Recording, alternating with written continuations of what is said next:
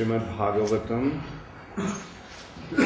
second canto, 7th chapter, text 43 to 45. Om Namo Bhagavate Vasudevaya. Om Namo Bhagavate Vasudevaya. Om Namo Bhagavate Vasudevaya. Om Namo Bhagavate Vasudevaya. Om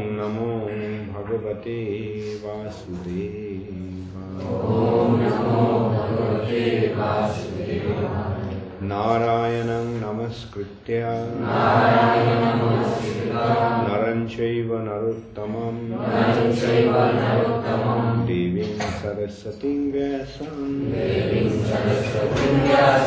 Tato Jayamudiraye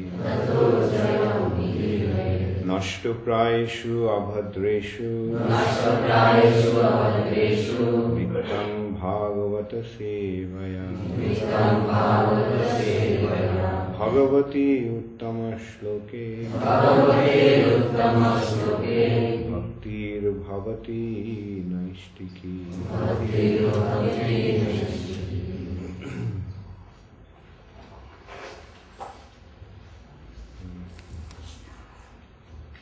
So there are 3 verses have been put together,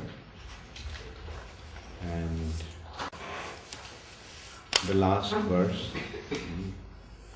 verse 45, has been written on the board. So I'll read through the first 2 verses, 43 and 44.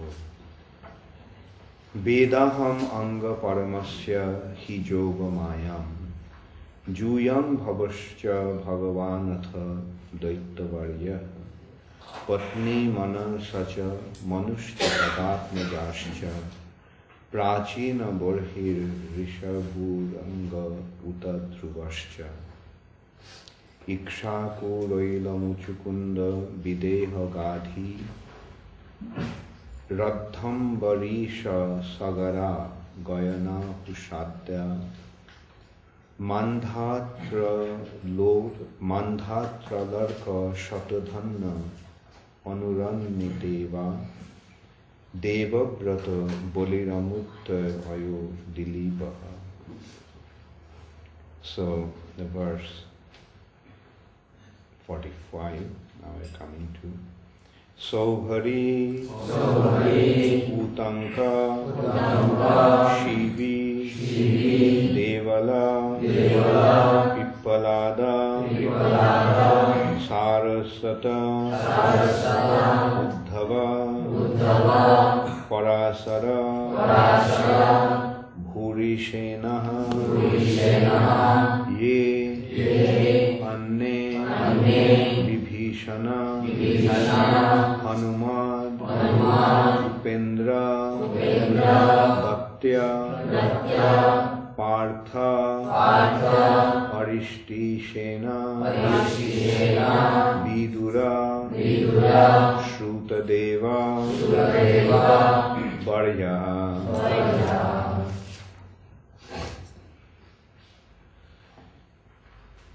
Sauharjutanka Shividevala Pippalada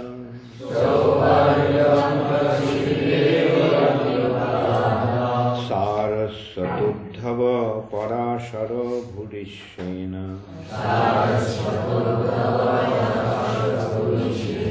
Yene Vibhishana Hanumadu Upendra Dattya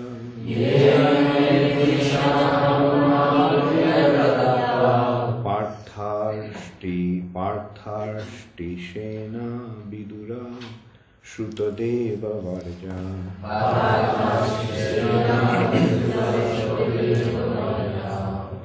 Shobharjutanka Shividevala Pippalada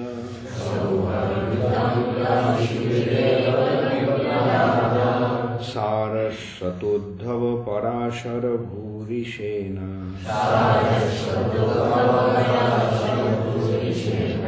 Yenne Vibhishana Hanumad-upendra Dattya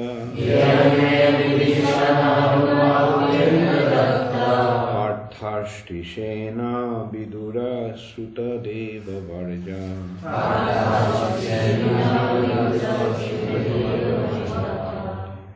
Sobharjutam Kashividevala Pipyalada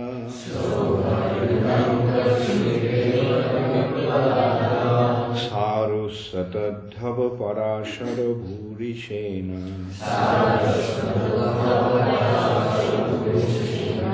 Yenne Vibhishana Hanumadupendra Datya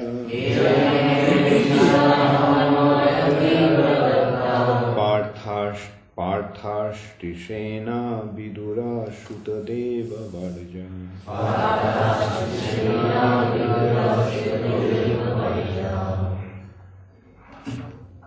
Veda, know it. Aham, myself.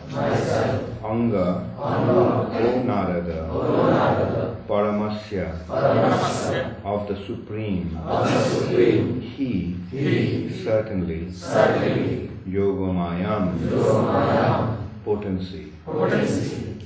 Yuyam, yourself. Bhava, Shiva. Cha, and Bhagavan, the great demigod. Atha, as also. Daitavarjaha, Prahlad Maharaj, the great devotee of the Lord, born in the family of an atheist.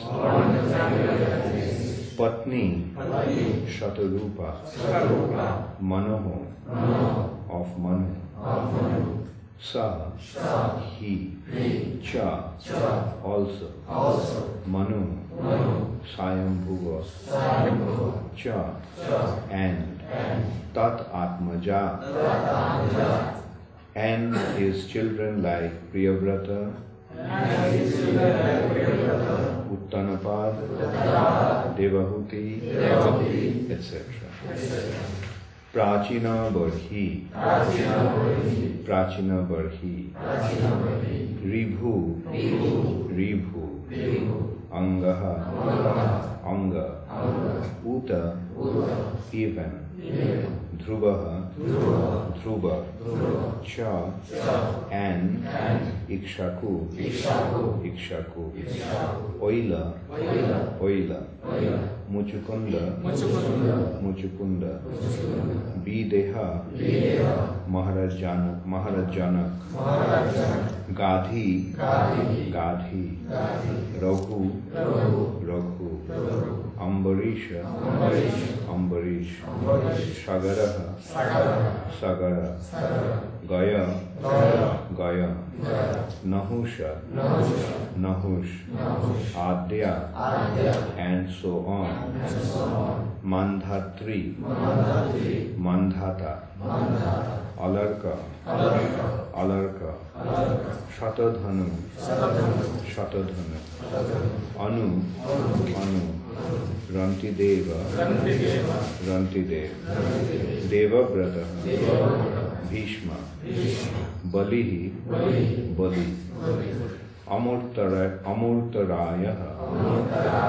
Amurtaraya, Dilip, Shobhari, Utanka, Shibi, Devala, Pippalada, Saraswata,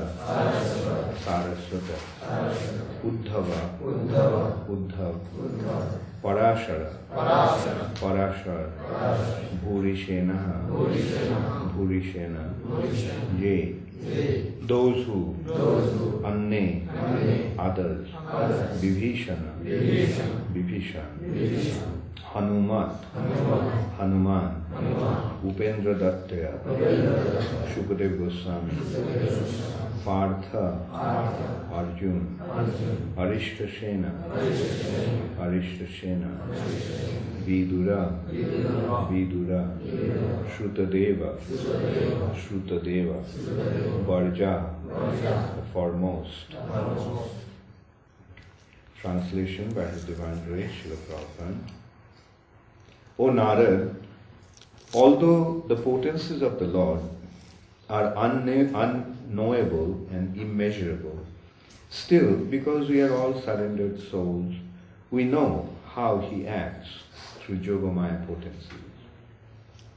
And similarly, the potencies of the Lord are also known to the all-powerful Shiva, the great king of the atheist family, namely Prahlad Maharaj, Swayambhuva Manu, his wife Satarupa, his sons and daughters like Priyavrata, Uttanapad, Akuti, Devakuti and Prashruti, Prachina Barhi, Ribhu, Anga, the father of Bena, Maharaj Dhruva, Ikshaku, Oila, Muchukanda, Maharaj Janak, Gadhi, Raghu, Ambarish, Sagar, Goy, Nahush, Mandhata, Alarka, Shatadhanne, Anu, Rantidev, Bhishma, Bali, Amurtaraya, Dilip, Shobhari, Utanka, Shibi, Deval, Pippalada, Saraswata, Uddhav, Parashar, Bhurishena, Vibhishan, Hanuman, Sukadev Goswami, Arjun, Arishtashen, Vidura, Shrutadeva, etc. So,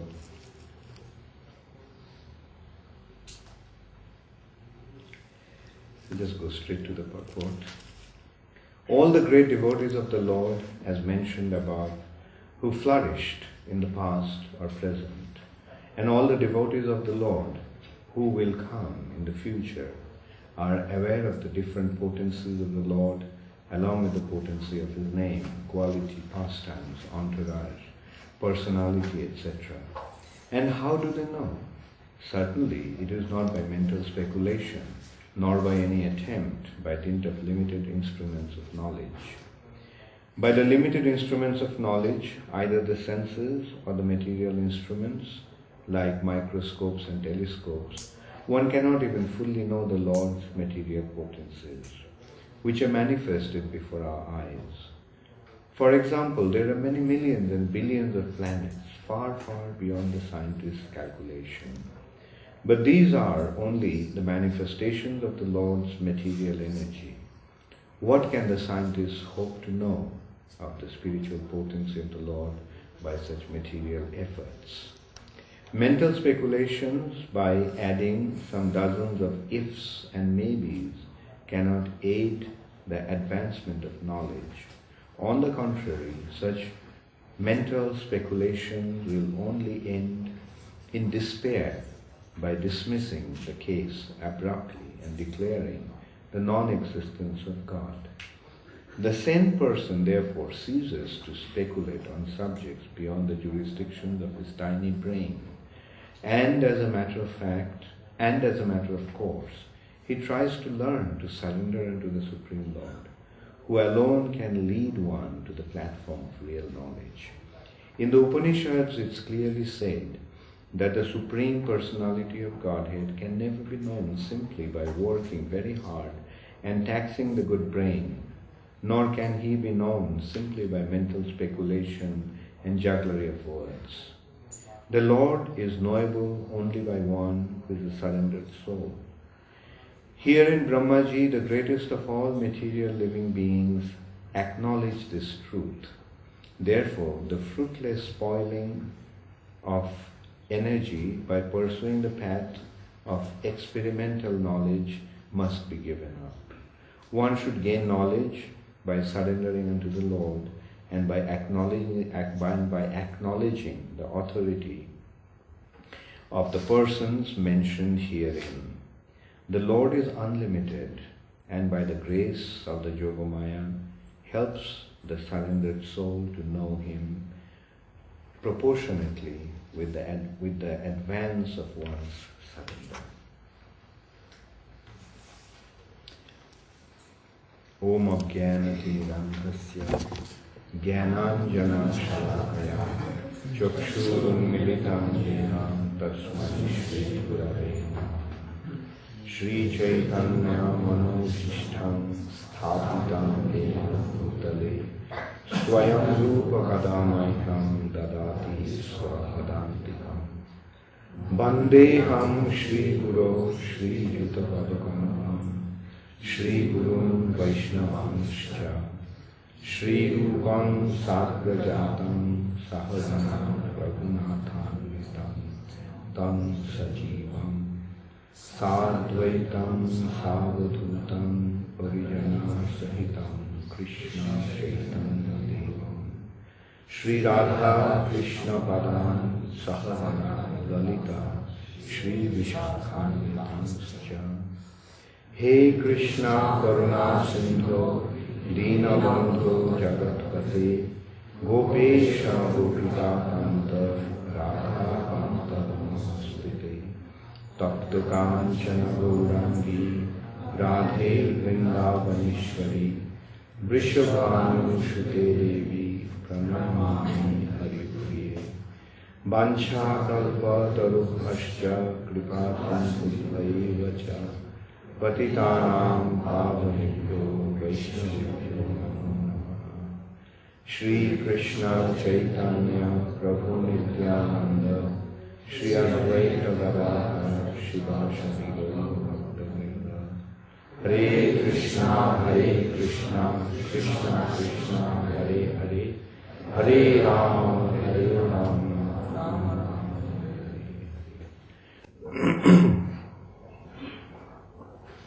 Hare Hare Krishna. O Narada, although the potencies of the Lord are unknowable and immeasurable, still, because we are all surrendered souls, we know Him. We know how He acts through Yogamaya potencies. And similarly, the potencies of the Lord are also known to the all-powerful Shiva, the great king of the atheist family, namely Prahlad Maharaj, Swayambhuva Manu, his wife Saturupa, his sons and daughters like Priyavrata, Uttanapad, Akuti, Devahuti and Prashuti, Prachina Bharahi, Ribhu, Anga, the father of Vena, Maharaj Dhruva, Ikshaku, Oila, Muchukanda, Maharaj Janak, Gadhi, Raghu, Ambarish, Shagar, Gaya, Nahusha, Mandhata, Alarka, Shatadhanya, Anu, Rantidev, Bhishma, Bali, Amurtaraya, Dilip, Shobhari, Utanka, Shibi, Devala, Pippalada, Saraswata, Uddhav, Parashar, Bhurishena, Vibhishan, Hanuman, Shukdev Goswami, Arjun, Arishtasena, Vidura, Shutadev, etc.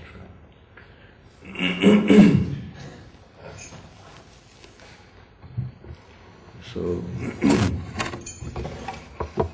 Brahma described about the scheduled incarnations, different incarnations of the Lord to Narad Muni in order to establish the supreme position of that supreme personality.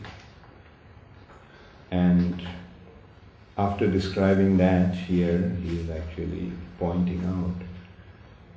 First he pointed out that we know Him. You and I know Him, although He is unknowable and immeasurable, because we are surrendered souls.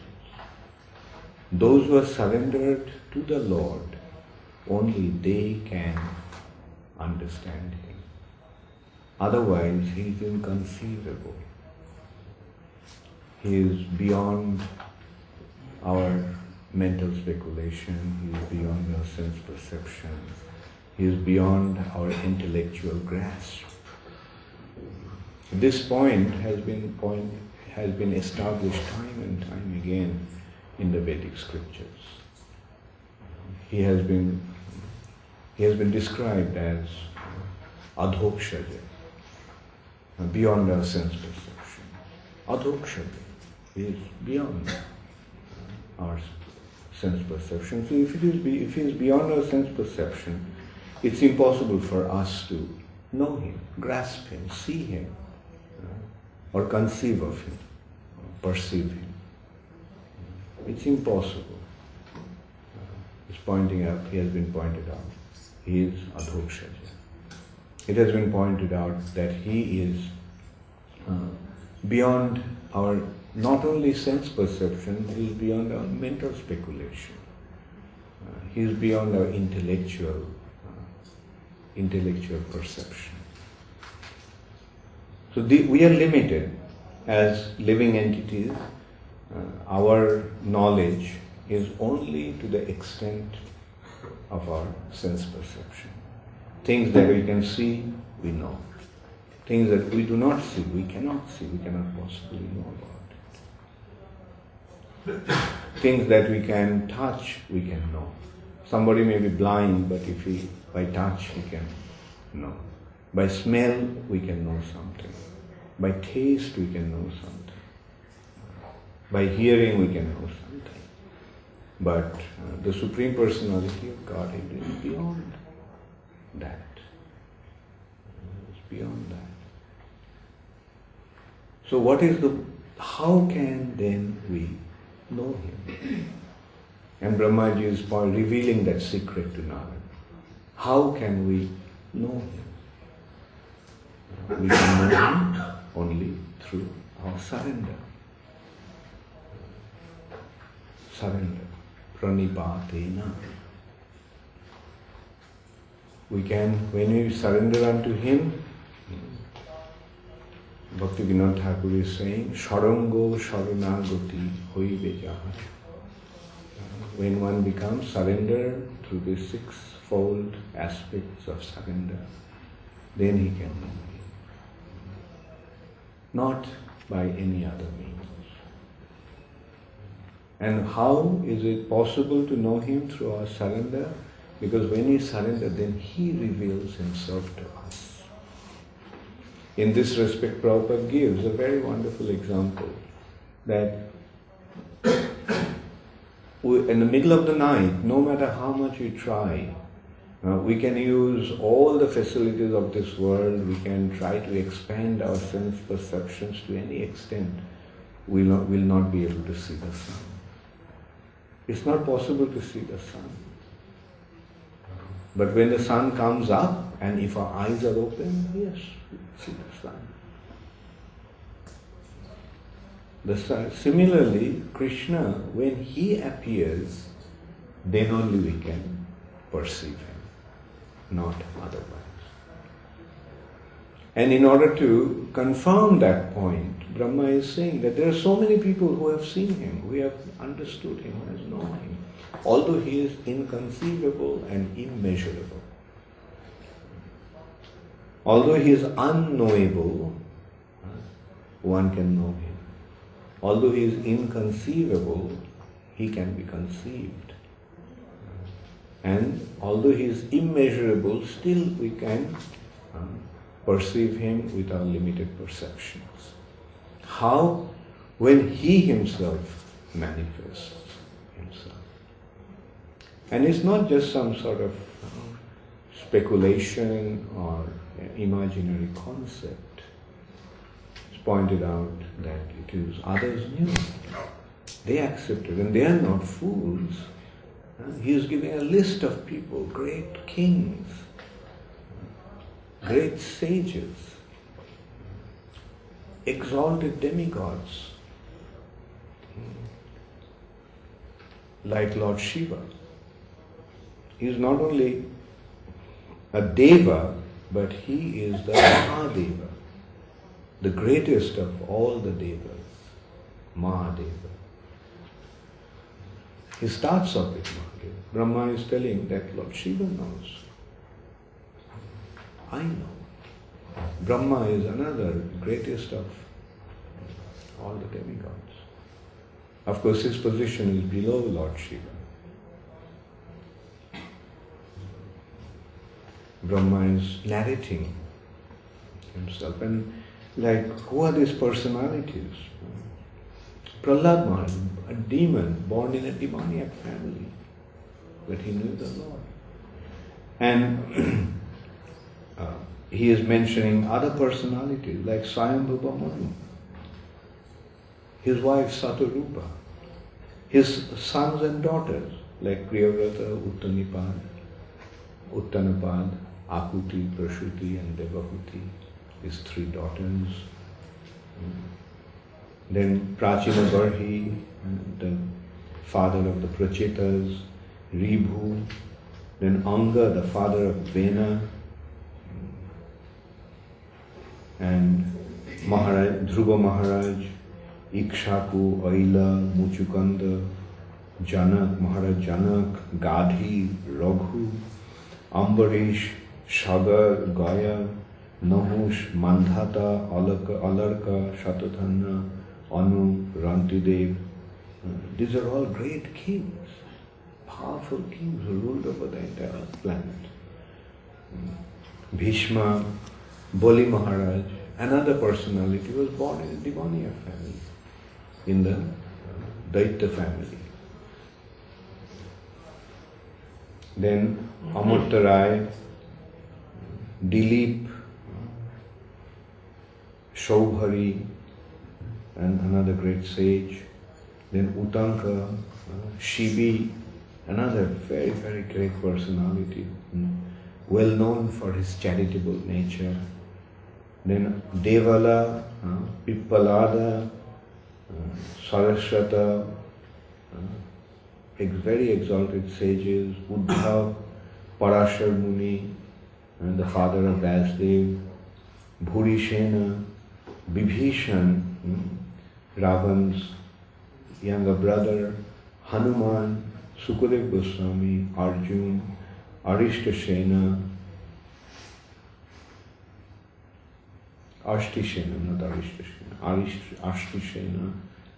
then Vidur, Shutadev, etc. So, when we see that all these great personalities have accepted the Supreme Personality of Godhead, knowing Him factually, then what is the problem with us? That should be our consideration. General tendency of living entities is Mahajana Janagata Sapanta. Mahajana, whatever the great personalities do, common people must follow. So these are the great personalities and we must follow them. Doesn't matter, in today's world there are very few great personalities. But still in today's world also we see the great personalities. There had been great personalities like Srila Prabhupada, Bhaktisiddhanta Saraswati Thakur, another line of personalities who are extremely exalted personalities. They have accepted. Now the question is, should we follow these great personalities or should we just follow some riffraffs? In today's world, people are actually following the riffraffs. People are recognized for their greatness. Why? Because they're big movie stars, or because they are celebrated beauties, or because they're powerful politicians. That is the unfortunate state of affairs in this age of Kali. These are not great people. These are just riffraffs. Somehow they have got some recognition. They may be good people, not that they are all bad people. But they are not the great exalted personalities like these Mahajanas. They are not Mahajanas, they are not Mahatmas.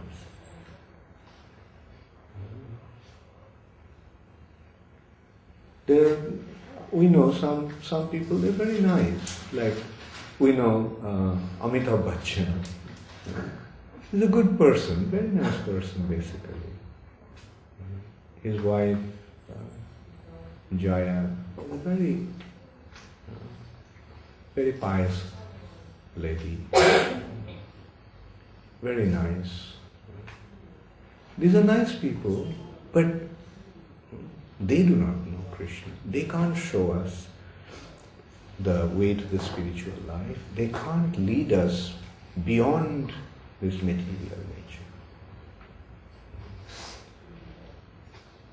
Or Bill Gates, another nice and generous person, charitable person. But unfortunately, today, those who are recognized as being great, they are not spiritually enlightened personalities. Even in the spiritual field, those who are recognized as great personalities, we see that most of them are in ignorance. They're impersonalists. They themselves are bewildered. Most of them don't accept that God is a person. They think that ultimately it is Brahman and all the forms are just some imaginary concepts. Or at the most, they think that when Brahman is influenced by the mode of goodness, he is God. So there is such a confusion. But what should we do? What should those who are serious about their lives should do? For us, we must recognize that we have been very, very fortunate. We came across Srila Prabhupada's teachings and we have accepted Srila Prabhupada's teachings. That's a good fortune. We accepted Srila Prabhupada's teachings, and as a result of that we became exposed to the spiritual wisdom. That is our good fortune, and we have accepted it. Not only we have been exposed, but we have accepted it. That's why we are here. We have accepted Srila Prabhupada's teachings. We recognize that yes, this is the real sensible thing, and this is the path we must follow. And as a result of that, what happened? We have given up everything and we have come to ISKCON. We have committed ourselves to this movement. We have tried to mold our lives according to the teachings of Srila Prabhupada. That's a good fortune. And one thing, as we are becoming more and more acquainted with the teachings, we are becoming more and more convinced. Yes, this makes sense. Why should we read verses like this and naturally we question, why shouldn't we accept what all these great personalities have accepted? Why shouldn't we? Like, who can be greater than Lord Shiva? Who can be greater than Lord Brahma? Among us, who is greater than Narad Muni? So these are all the great personalities. All these great personalities. And then there is a series of kings. They're not ordinary kings. Ikshaku, Raghu, then great sages like Ashit Devala, Udanka, Shibi, king like Shibi, personalities like Arjun, personalities like Vibhishan. They're coming from all different backgrounds. Not that they're all the sages who are accepting Krishna as the supreme. There is the multifarious background. And there are personalities who are coming from the demoniac family, like Prahlad Maharaj, Bali Maharaj, Vibhishan. They are generally by nature, they are atheistic. But they're coming, although they appeared in the atheistic family, they have accepted Krishna. They are great kings, there are galores of kings. And then Manu, the forefathers of mankind. Manu, Shatayupa, his sons, Priyavrata, Uttanapad. His daughters, Akuti, Devahuti and Prashuti. Then kings like Prachina Barhi, who was involved in Karma Kanda before. But by coming in contact with Narad Muni, he became a great devotee of the Lord.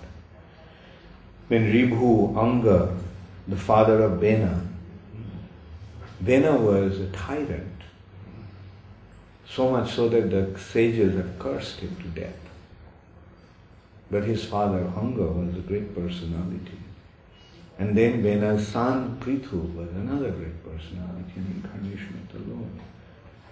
Dhruva Maharaj, Ikshaku, from whom Lord Ramchandra's dynasty, the Raghuvamsa, have come. Ikshaku's descendant was Raghu.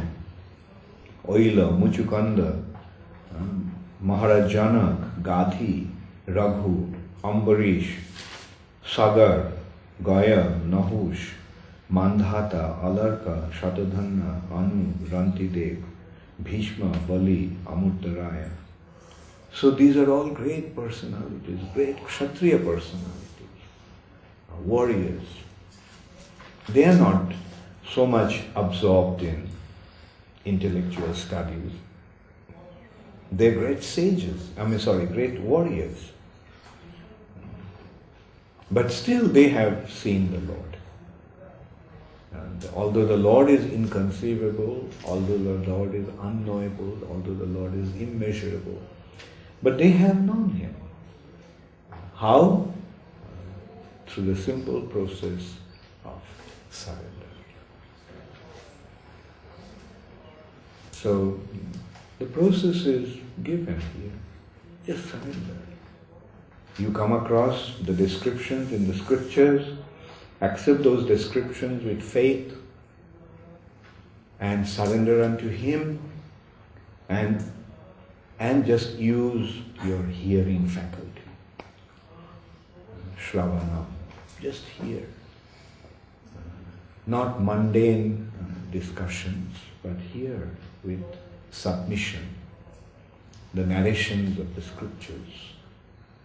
Then the rest will happen. Dibbogyan, the transcendental knowledge, will be revealed in the heart, within the heart. Dibbogyan, Hriday, Prakashita. So the process is very, very simple. And it works. Here we are getting the descriptions of so many personalities. There is another instance when it has been described that Jamraj himself is describing that we are 12 Mahajans. Swayambhur, Narada, Sambhu, Kapila, Kumara, Manu, Prahlada, Janaka, Bhishma, Vaiyashaki, Bali and Jamraj. So these are the 12 Mahajans. And Mahajano Janagata Sapantha. The path is to follow the footsteps of the Mahajans. So if we follow the footsteps of the Mahajans, we will also derive the same benefit. And it's not that only these 12 are these Mahajans. Whoever follows their path also becomes Mahajan. Who is a Mahajan? Who is a Mahatma? The description of Mahatma has been given by Krishna himself. Mahatmanastu man partha daiving prakritim ashrita.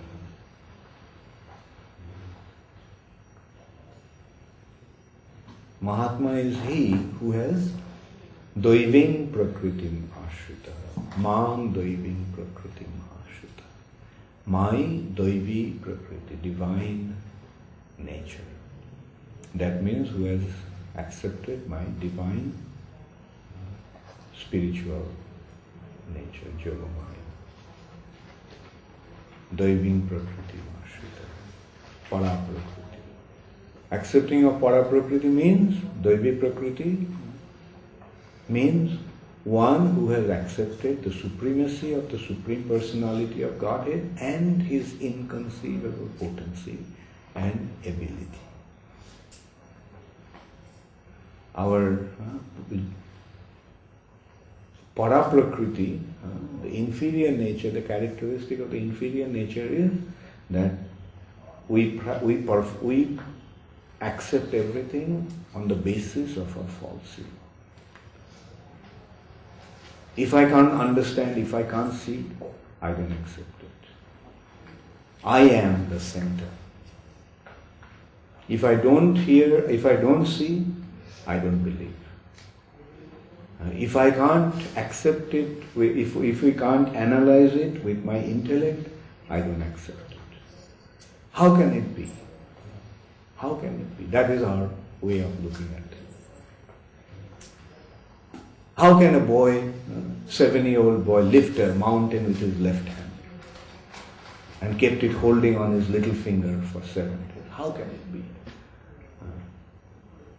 That is the Jada Prakriti Mashrita or Para Prakriti Mashrita. The accepting, functioning on the basis of the inferior nature. How can it be? But the Daivi Prakriti, the person who has placed himself under Krishna's Daivi Prakriti, Ashrita, his approach will be, or his way of thinking will be, what's the difficulty? What's the difficulty? Krishna can make innumerable planets, innumerable universes float in the space. The person can float innumerable universes in the space. What's the big deal for him to lift a little thing, a mountain, on his left hand, in a little finger, and kept it hanging for 7 days? What's the big deal for him? That is the meaning of Daivi Prakriti Mashrita. Accepting every single word of the scripture as the truth and nothing but the truth. That is Daivi Prakriti Mashrita. And one who does that, he is Mahatma. But those who don't do that, they are Duratmas. There are two types of individuals, Mahatmas and Duratmas. Now the question is whether we'll become a Duratma or whether we'll become a Mahatma. In ISKCON we have come to become Mahatmas. Therefore our business is to accept everything that has been presented in the scripture as the truth and nothing but the truth. And there will be tests of our faith. There will be tests of our faith. Let's see how much is your belief, how much is your faith, how convinced you are about this. Time and time again there will be questions. Time and time again will be subjected to this kind of tests. Like the 5th canto of Srimad Bhagavatam is a wonderful example of that. Try to analyze this 5th canto, the description of the universe, it blows your mind. And the atheistic person will think that how is it possible? It's just some incoherent blabbering. That's how they will take it. Incoherent, unfounded descriptions. It doesn't tally. At one place they are saying this and the other place they are saying this. Bhagavatam will put us through different tests like that. And that will be the test of our faith. Do you believe? And what should be our approach? Yes, I do. I may not be able to understand it, but I believe. Since it has been presented in the scriptures, I believe. I don't have any question. I don't have any doubt. And here also the same question comes. Brahma is just telling Narad Muni, when? At the beginning of creation. Practically at the beginning of creation. Narad Muni is asking his father, please tell me. Narad Muni is one of the first offsprings of Brahma. The first being, the first created being, Brahma's first 4 children are the 4 Kumars, and the next are these 10 sons. 9 Prajapatis and youngest one, Narad. And Narad didn't know. So he's asking his father, please tell me. I was thinking that you are the greatest. But please tell me who is the greatest. And Brahma is describing. But then, at this point, we are saying, Brahma is naming all these kings who are actually quite recent. Many of them are quite recent. Arjuna is only 5,000 years ago. Bhishma Dev is similar. So about 5,000 years ago. And at the beginning of creation, Brahma is telling, okay, these are the people those who accept. Bewildering. And what should be our question? Well, that is the problem with the academics. They read to find faults. The other day I came across a book in a bookstore called The Basis of Chaitanya Charitamrita, the ingredients for Chaitanya Charitamrita, on which Chaitanya Charitamrita was written. I thought it would be nice to find out, but that book was such a garbage. Just after reading a few pages, I decided that I'm going to throw it in Ganges. Maybe I don't even, originally I was thinking that I'll throw it in the Ganges because it says Chaitanya Charitamrita and many relevant topics of Chaitanya Charitamrita is mentioned. But now I think, it occurred to me, why I'm waiting to throw it in Ganges? Shipra is good enough. Just throw it in Shipra. Now, they read to find faults. That book was like that. Oh, this is not right, that's not right, that's not right. Like an ordinary person will think, what's this? Isn't it incoherent?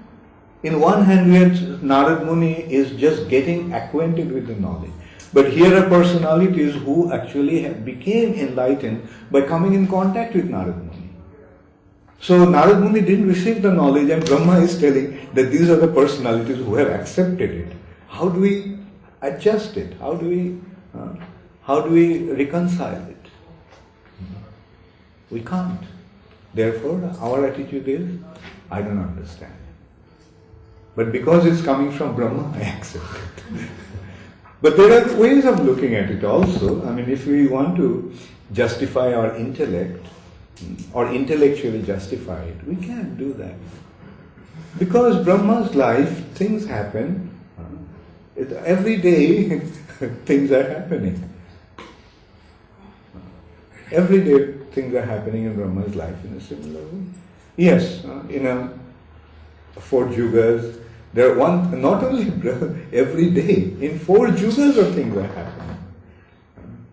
Dasharath is appearing, Ramchandra is appearing, Raghu is appearing, in every Chatur Yuga.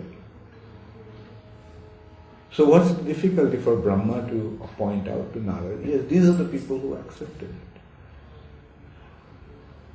The point is, the material perception is like this. We see things in a converged way. Our conception actually converges into the point. But the spiritual perception is diverging, becoming broader and broader. We don't try to see things with our own limited intellectual ability, but we try to see things in a broader perspective. But whatever comes, whatever has been spoken by the sages, we accept it. We are finding it. Some devotees even are finding faults in Prabhupada's writings. Again, your unfortunate soul become aware that it's a test of Maya. Finding faults with Prabhupada, okay, find faults, but what will be the benefit? You'll lose your spiritual life. You'll sink in the depth of Maya. Sink in the depth of ocean of material nature. But if we have faith, we'll sail through this ocean of material nature without any difficulty. And we are seeing that. Those who are questioning Srila Prabhupada's authority, they are falling down. Those who are accepting Srila Prabhupada's authority with full faith, they're sailing across. They're advancing in the spiritual life without any hindrance. So this is the process. Just surrender. Have faith in your authority. Have faith in the previous acharyas. Have faith in the scriptures. Everything will be all right. And everything will be all right means at the time of death you will receive Krishna's mercy. Now the question may arise, only at the time of death? No, even when you are alive, don't you realize how you are receiving Krishna's mercy?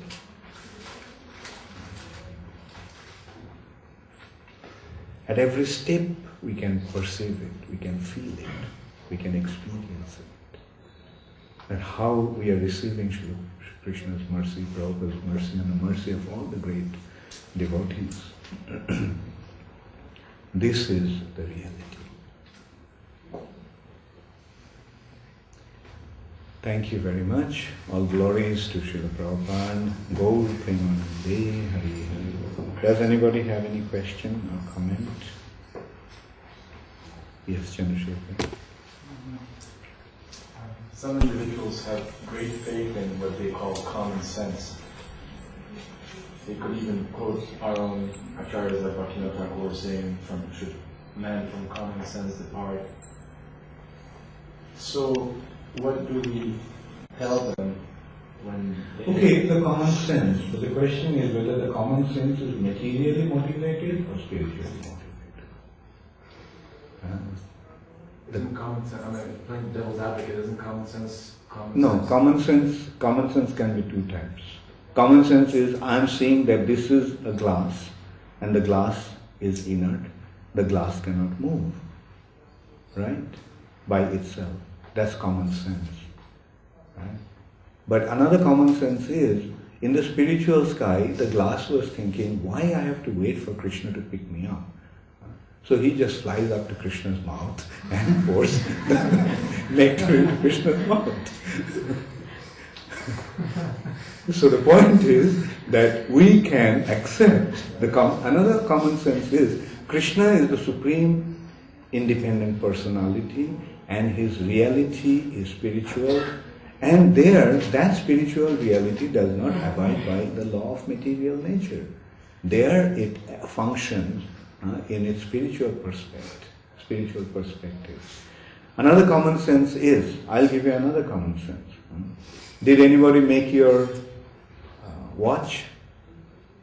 The watch that you're wearing, did somebody make it? The shirt that you're wearing, did somebody make it? This room, did somebody make it? This building, did somebody make it?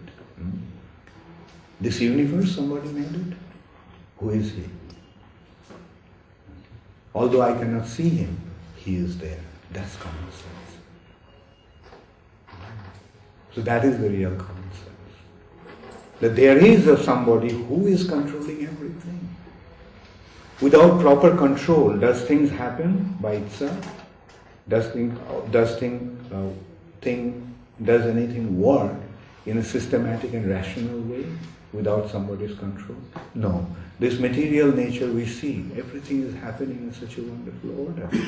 Is somebody controlling it? Who is that somebody? If he is controlling the entire material nature, he is controlling me also. So let me surrender to him. That's common sense. Okay, what's your common sense? Specifically thinking of things such as dates that are mentioned in our scriptures and measurements. These things so-called depart from common sense of modern scientific observations. That's what I'm saying. That's material common sense. But there is the spiritual common sense. There is a way to look at it. Like if some ant comes and tells some ants, there is a mountain called Mount Everest. Or the other day you're giving the example of Mr. Frog. Right? Hearing in the ocean, the frog is the well. Anyway, to go back to that ant. Now, if you tell the ant that the height of Mount Everest is 29,000 feet, the ant who knows that the biggest mountain is this ant hill, the height of about 2 feet, and when you tell him 29,000 feet, ant will say, come on, give me a break.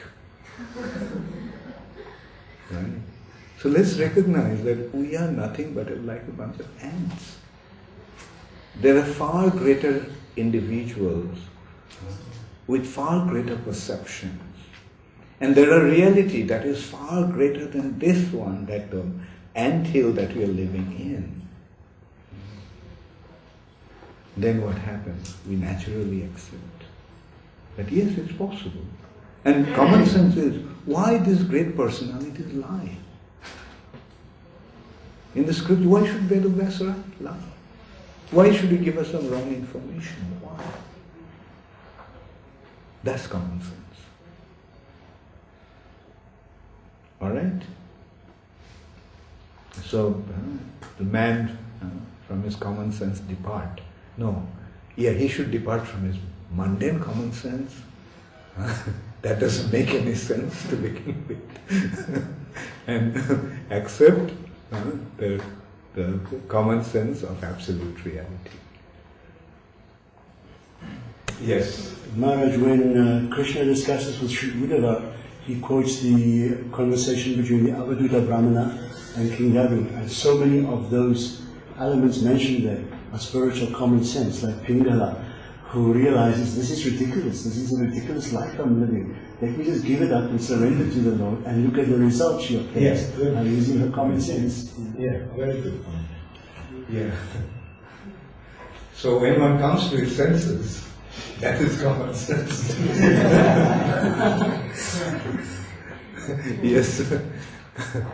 Yeah, Navadip. Apart from the Mahajans and the Mahatmas, and in our times that we are living, where with our sense perception and our senses here in a material world, in material bodies, a personality like Srila Prabhupada and his disciples like you, when they say something, why can't we believe? Why, even if we believe the scriptures and have this thing, but we have something which is right in front of our eyes and we are able to hear and see and do it. That's the greatest, proof. It's not that we are not believing. Okay, go ahead. Yeah, finish. That's the greatest proof and the greatest evidence that we have in front of us of Srila Prabhupada, of yourself, of other devotees who are preaching Krishna consciousness. That's the greatest evidence that we have of the existence of God. I was thinking of another example, like yourself.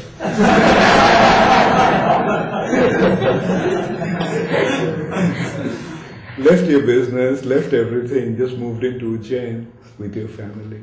Why did you do that? Just realized that I should serve the Lord, and that's the greatest thing. So you're also another Mahatma.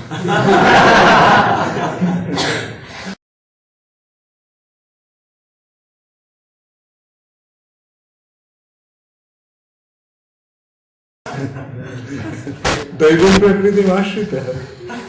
That's the definition of a Mahatma. Actually, all of you are Mahatmas. You have accepted Krishna consciousness, therefore you are Mahatmas. You have accepted Krishna's divine nature.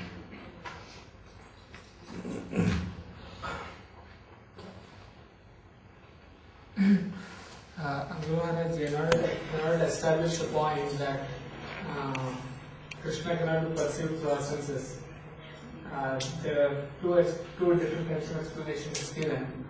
One is that Krishna is abhokshaya, as you often say, and the other is that our senses are defective. We have these four defects that are explained, and therefore even there are so many radiations that we cannot see and like that.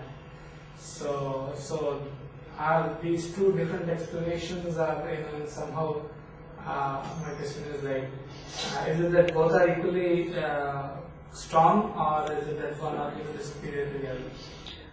You see, it's a matter of making the other person understand. In whichever way you can make the other person understand, that is what really matters. Right? Like these are just some examples that our perceptions are so limited. Like Prabhupada used to give. I actually heard this example once. One little girl was telling somebody, that somebody was telling, he was denying the existence of God because we cannot see Him. And this girl was saying, can you see what is beyond this room? What is beyond this wall in the other room? The guy was stuck. No, I can't. Do you believe that something is happening there? And mind you, this girl is only about 7 or 8 years old. Little girl, and giving that argument, Like you say that you don't believe unless you see it. But you can't even see beyond this wall. You don't know what's happening there. So how can you be so convinced about your sense perceptions? And Prabhupada gave another example that the things that are closest to our eyes we cannot see it. So how can you trust your eyes? The closest is to your eyelids. What is closest to your eyes? Your eyelids. Can you see your eyelids? Can you see your eyelashes? So this is your ability of your perception. Not to speak of the farthest things that are beyond our limitations of our perception. But things are so close to our eyes we can't even see that. And you say, I don't believe unless I see.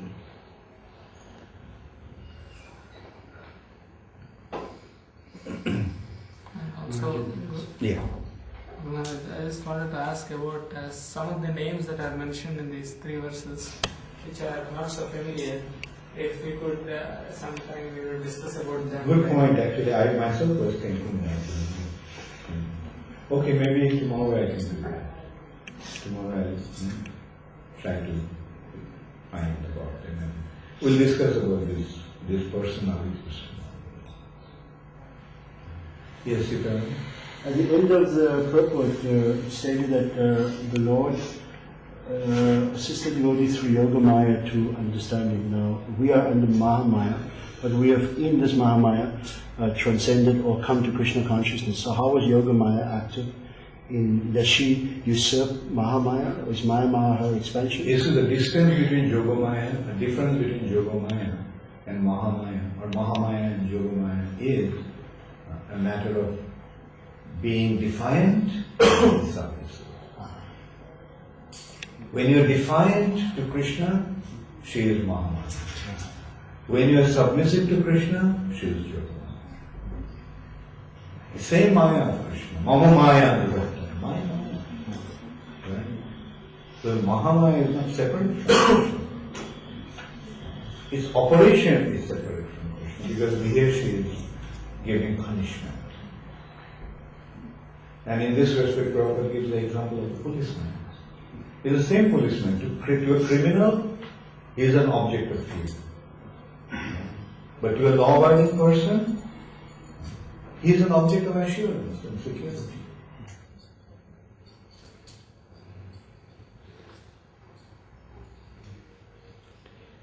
Okay, thank you all very much. All glories to... Do you have a question? Yes, sir.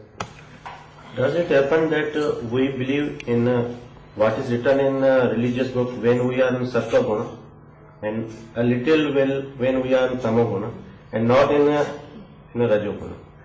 Not really, no. Like, you see, the kings, great kings of India in the past, they had been in mode of passion. Right? The kings, Kshatriyas, are in the mode of passion. But they accepted. Right? It is not that those who are in the mode of passion, they don't. But those who are in ignorance, they cannot. Because they are in ignorance, they cannot. But those who are in the mode of passion, if they are directed properly, like a king, the king had a guru, right? King had his ministers, they are Brahmanas. The king basically accepted that Krishna is the Supreme Personality of Godhead. Ramchandra is the Supreme Personality of Godhead. Narayan is the Supreme Personality of Godhead. They accepted that. They may not be spending their time in discussing about the scriptures, but that basic acceptance was there in the heart. And they knew that the Brahmanas, they are the exponents about the knowledge of the spiritual reality. And they accepted their guidance. Oh, the Brahmanas said that I should act like this, I should act like this. So that is the difference between a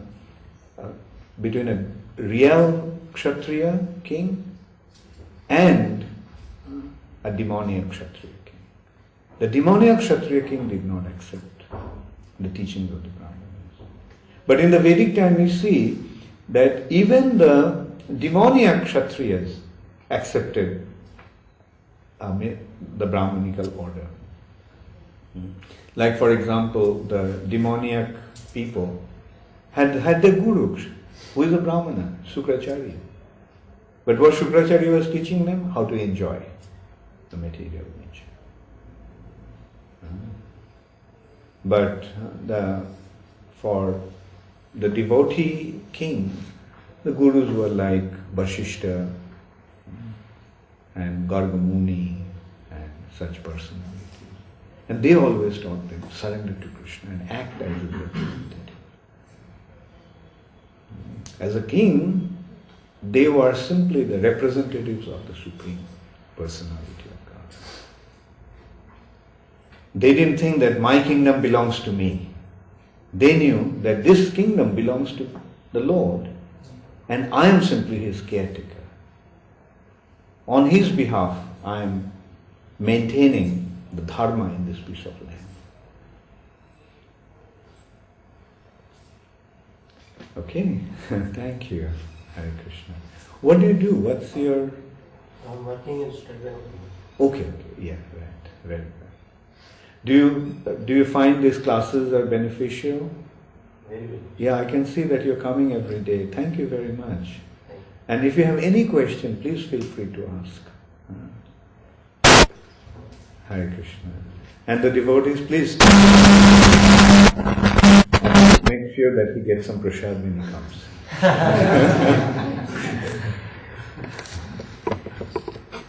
Hare Krishna. All glories to Srila Prabhupada. Those things.